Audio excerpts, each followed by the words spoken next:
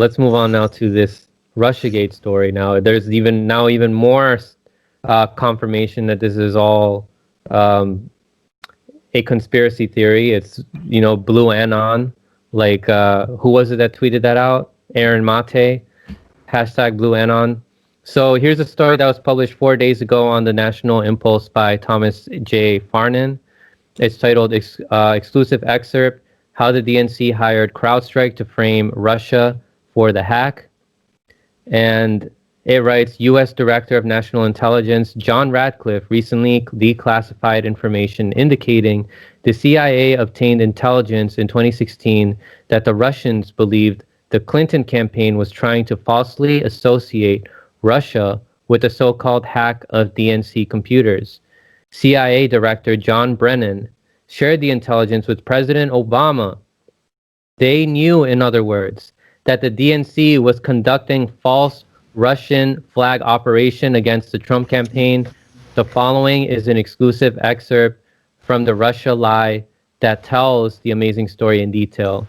So I'm going to link that article in the segment that I'm going to have cut up that will be uploaded later.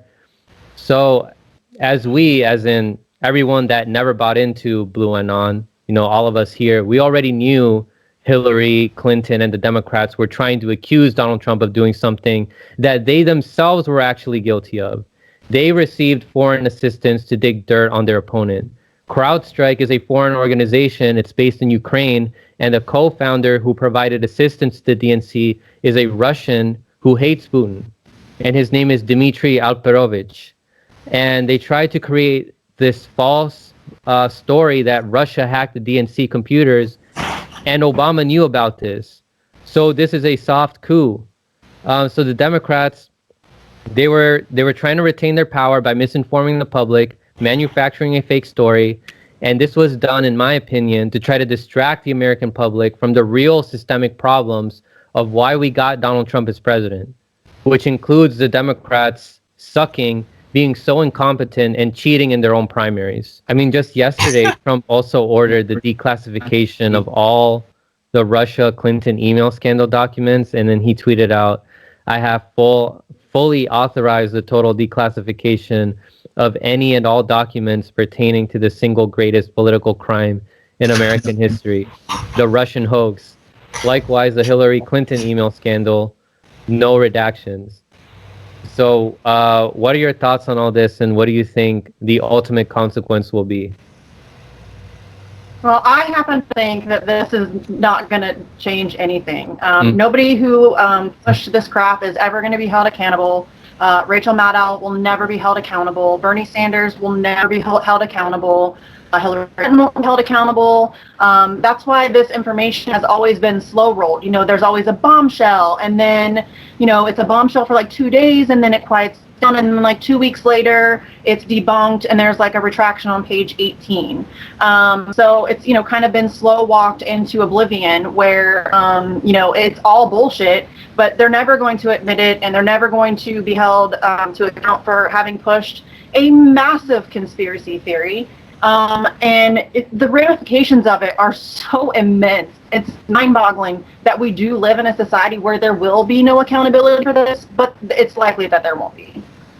Yeah, I think that all the Blue Anon people, aka the liberals and the TYT neo-progressives, they're still going to be believing Trump is compromised by Russia.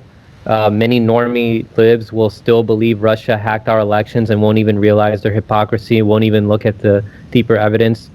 So all this new story will really do is just give us more ammo and more evidence to throw in their face about how this is all bullshit, and that their precious Democrats are just as corrupt and sinister as the Republicans that they hate so much.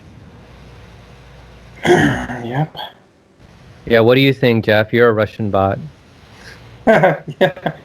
Well, I mean, the irony is that the Democrats are supposed to be all, gung-ho about being against racism, which we know from lots of other issues is complete bullshit, crime bill and all that. But, the ironic thing about this Russiagate manufactured scandal is that it distracted attention from the real reason why well, one of the main real reasons why Trump was able to win the 2016 election, the minority vote was suppressed by the Republicans. Millions of people were thrown off the voter registration rolls, and that, of course, Clinton's shitty campaign and the disastrous record of the neoliberals put him in a position to have a chance to win, but it was voter suppression of minority votes that put him over the threshold. And nobody talks about it. Yeah. What do you make of all this, Richard? I mean, kind of preaching to the choir here. I'm in agreement with pretty much everybody else here, right? It's from the start. It was if you were paying attention to what was going on, that Russia story kind of came out of nowhere, and kind of smelled like BS from the get-go. I mean, you couple that with just the Clintons don't like to accept responsibility for anything on their end, right? It's never their fault. There's always some extraneous factor. So I think not only does it seem like folks aren't going to learn anything from this in a strategic sense, at least not amongst the Democratic elite. Maybe that's a good thing. Let them be ignorant. But yeah, I also don't think anyone's going to get held accountable either. I mean, we couldn't try folks who like openly did war crimes, Bush and Cheney. You think we're gonna hold these folks accountable? I don't think so, unfortunately. Yeah, this is nothing compared to the war crimes. But yeah, have you guys felt how when you debate people who believe in this nonsense, it's so easy. It's so easy to debate them. It's embarrassing. All you have to do is just ask them all right, where's the evidence? What? How have you guys? What was that, Jeff? They don't care though. They just show the Mueller report, right? They just. It's what have you actually read it? Have you? They haven't. There's never, for me anyway, there's never a debate with those people. What happens is they say something, I refute it with evidence, and then they block me. So that's about the extent of the argument that I get from those kinds of people. Yeah, it's gotten so tiresome that we all just play along with it too.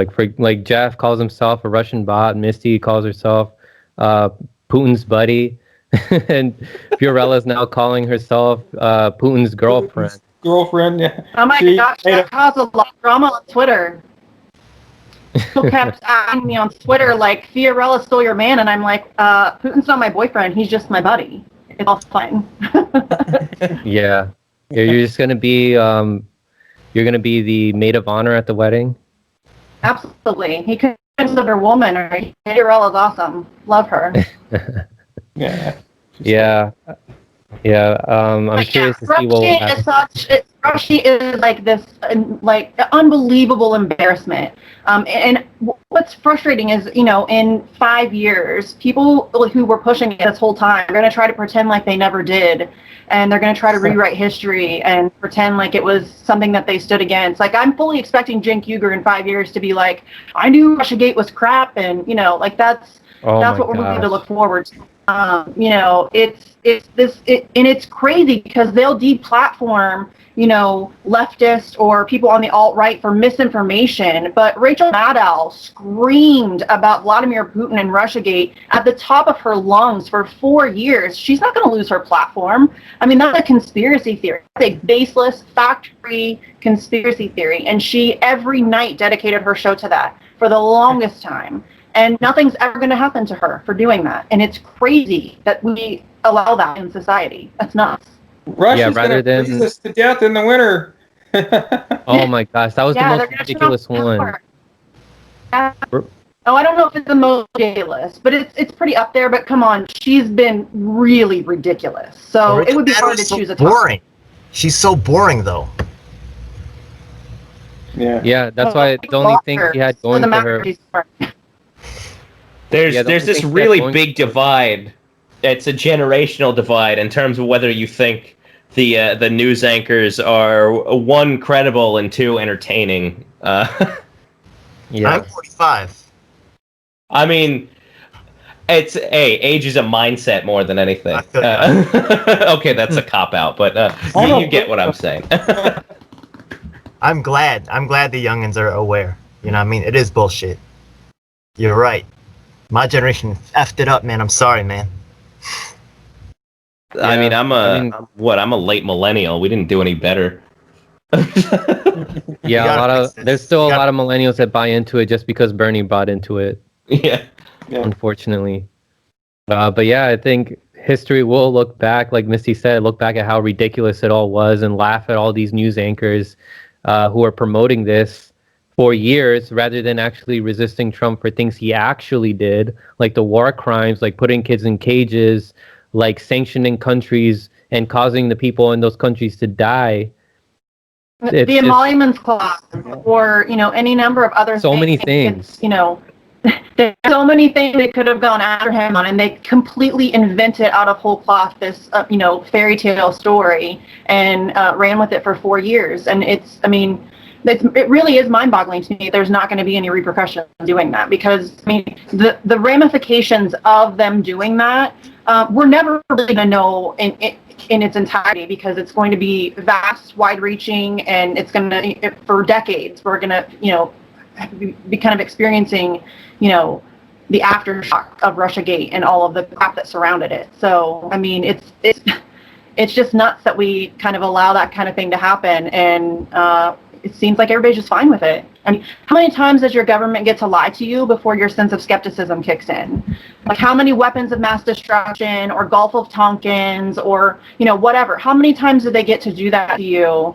How many Syrian gas attacks or whatever? And start thinking for yourself. Start questioning what government's telling you. Because usually my jumping off point is whatever the government or the official narrative is, I assume that it's the opposite of that and that they're lying, and I go from there. That should be your default. Well said. Very well said. I think everybody thinks of the 50s as like the dark ages. We still had segregation and all that. So in some ways it was, but are we going to have our have you no sense of dignity moment about Russiagate? If we don't, then in that respect, this is worse than the 50s. Yeah. I would love to see, like, if Cenk actually says, like, no, I stood up against Russiagate. Boy, we got the receipts. Like, you were making endless tweets. He tries to do that now. He tries to play semantics, and no, I said this, and we're like, it's really cringy. Really? Come on, dude. He tries. Yeah. He's very cringy. Period. But it's really bad. And it's just going to get worse. It's really just going to get worse. Yeah, I think he's just saving face because he was talking about it for so long, and now he's just sticking to this stupid theory of like, oh no, he's like, he's bound to them because of financial reasons. As if Trump doesn't have financial ties with so many other countries. Same thing with Hillary Clinton, who has more financial ties with Russia than Trump does. Yeah. Well, I think it's a good spot to end it. It's great to see more people are awake about this. I think that if this was like without the internet, more people would have bought into this stupid nonsense. But thankfully, people are realizing how stupid this all is.